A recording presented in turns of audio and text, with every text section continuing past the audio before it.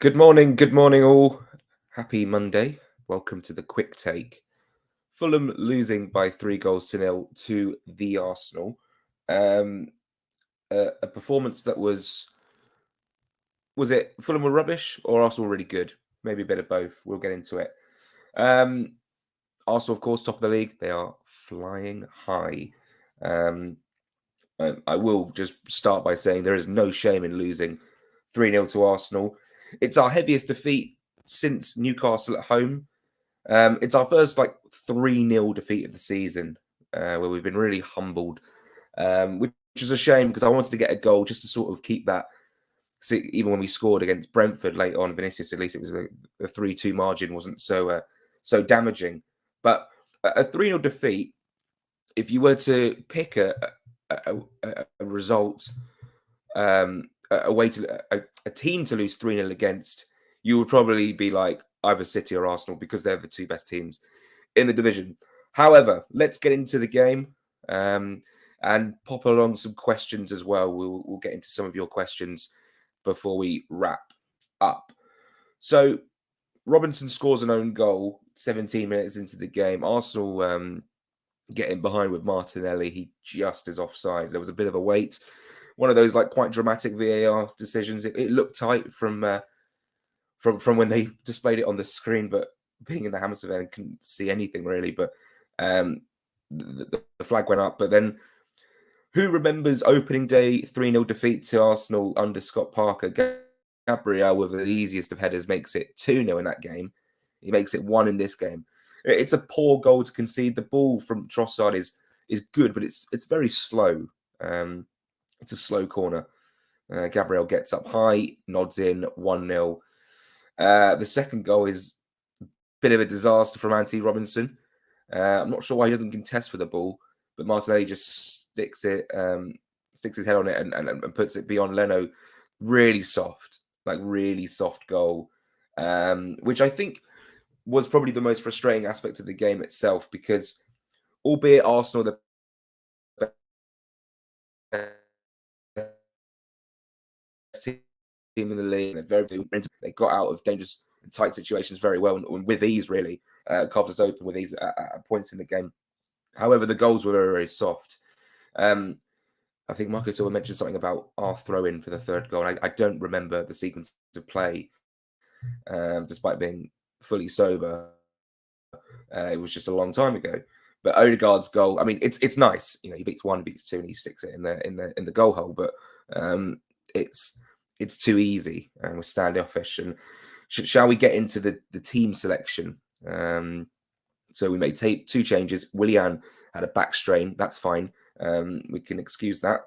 In came Bobby D. Cordova-Reid, who I just thought was below par. I thought everyone was obviously below par. And then Tosin in for Diop, which was really interesting.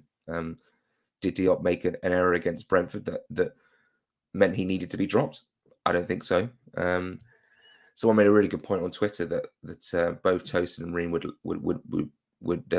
be standing off the Arsenal players, which allowed more space for Arsenal to come at us. Normally, one of Diop or Ream commits and puts a bit of pressure on the attack. But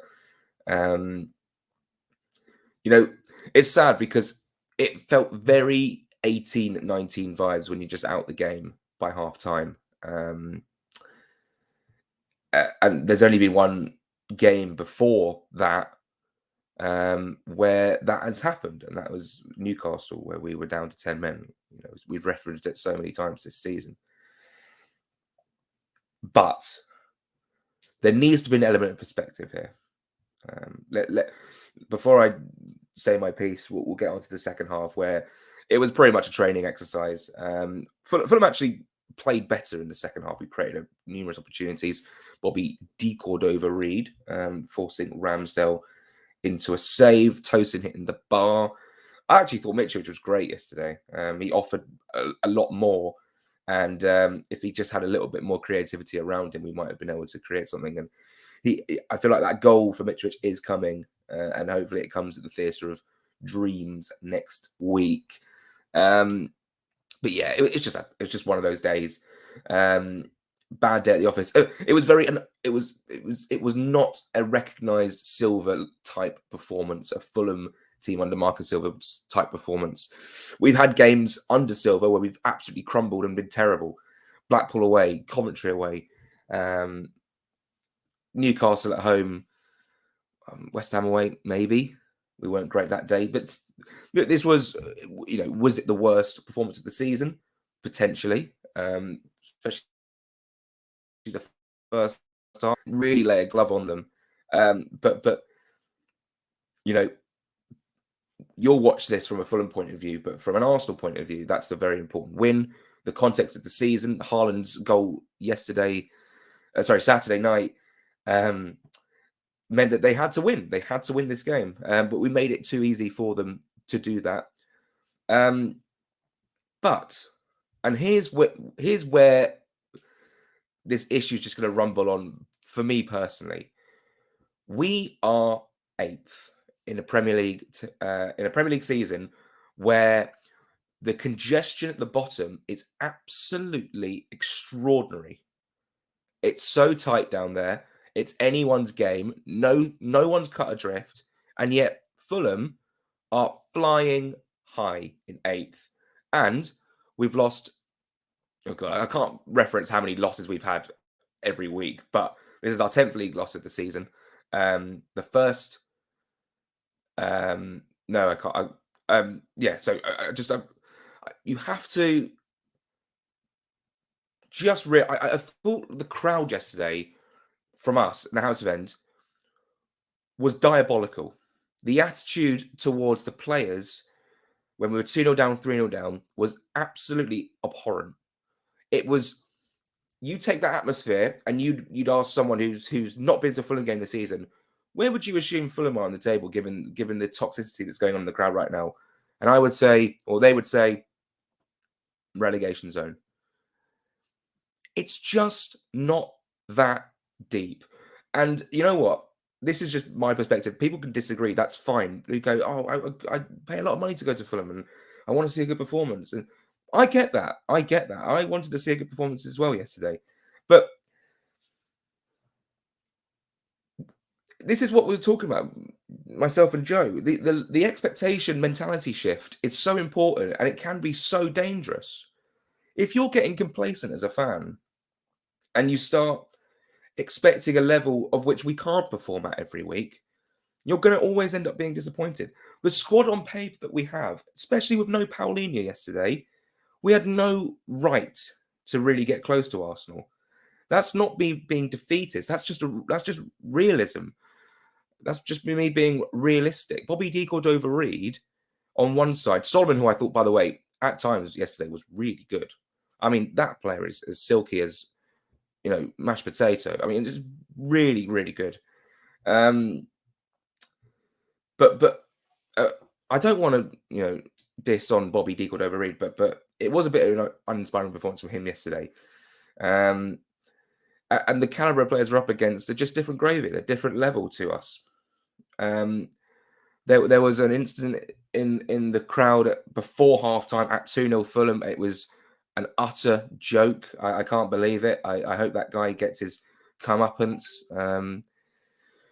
I won't go into the details. You can check it's just all a bit, because everyone wants to pile in with their opinion on it. It's just very, very boring. But ultimately, you should not be going to a football game and turning on your own fans and giving one a bloody nose. It's just, especially when they had 3 or 4 young kids with them under the age of 7 and a wife there as well. And they must have paid a hell of a lot of money to go to that game. So to whoever that was, and I hope that CCTV will pick it up, because it was an absolute disgrace. Shocking, absolutely shocking.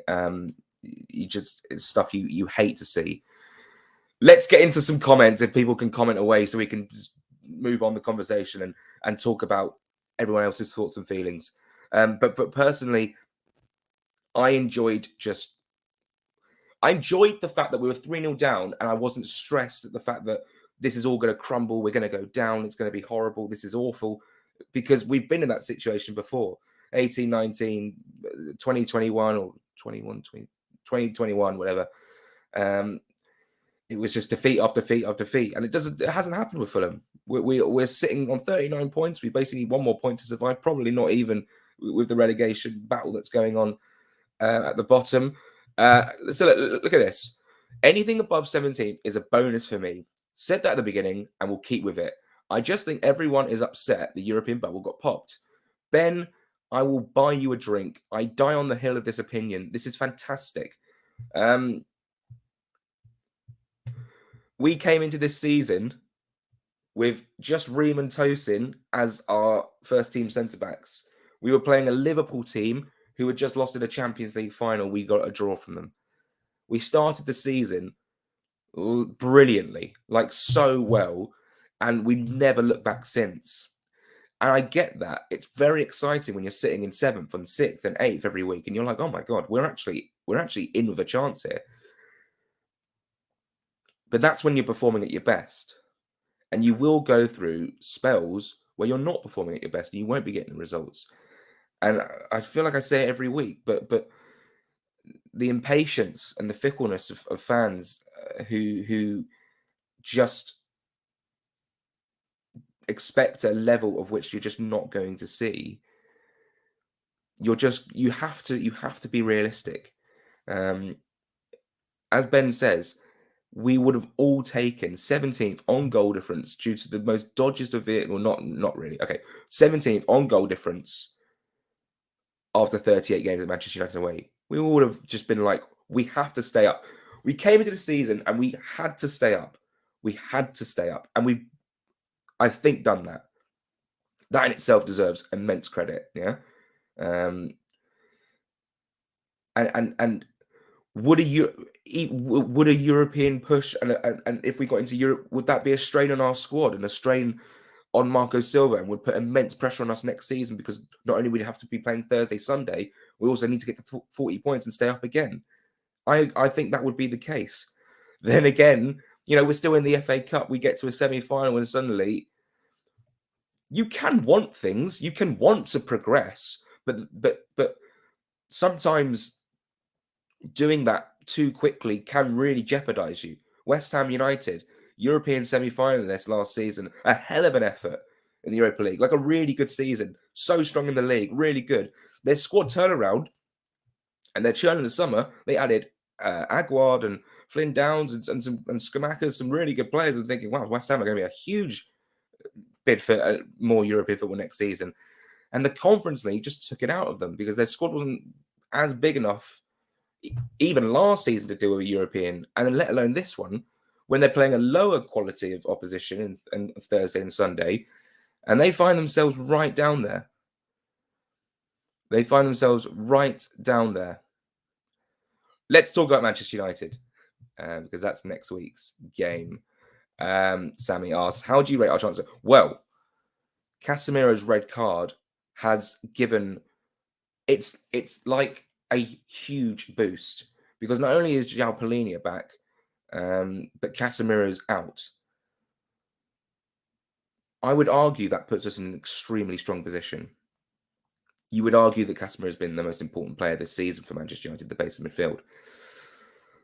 Looking at a team where they might have a midfielder, Bruno Fernandes, Fred and McTominay, compared to Fred and Casemiro, it's like, I'm basically now going up there, really, not expecting, but with a 30% better chance that we might be walking down Wembley way. That in itself is extremely exciting. They drew 0-0 yesterday. Garnacho was in crutches as well. That's another key player gone. What game will we hit 40 points? What's our next game? So hopefully Bournemouth will hit 42 and we'll win at Bournemouth, although they beat Liverpool the weekend. It's been a crazy season. Having 39 points with 10 or so games to go is amazing. It is. I'm so grateful, because when you're in a relegation battle, it's very all-consuming for you as a person, because it's all you can think about. My friend's a West Ham fan. He's really worried. And for the last few seasons, we've had to worry about that sort of thing. And this season, we don't. We can just turn up to a game against Arsenal.